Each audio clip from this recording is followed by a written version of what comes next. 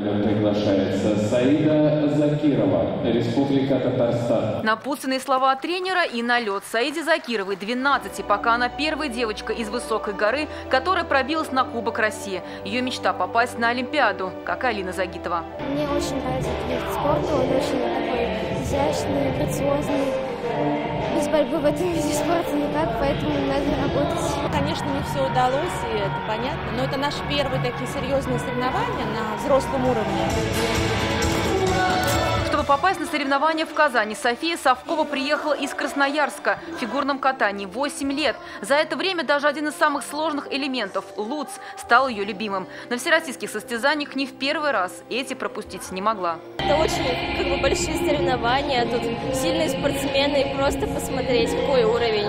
Не только посмотреть уровень, но и себя показать. За неделю на льду Дворца спорта откатали 142 фигуриста.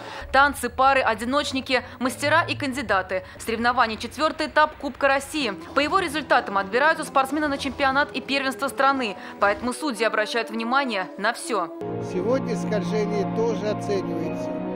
Художественное впечатление, хореография, мастерство катания.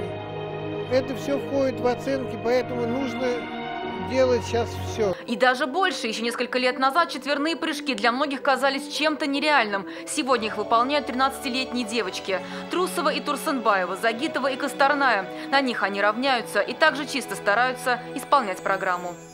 Впереди еще 5-й этап в Москве, а после финал. Кто-то из участников победит, а кто-то нет. Но у фигуристов есть золотое правило. Если упал, встань и продолжи. Только так можно попасть на этот пьедестал. Зарина Ахметова, Александр Лобанов, ТНВ, Казань. Смотрите все новости дня, программы и фильмы в наилучшем качестве на YouTube-канале ТНВ. Подписывайтесь.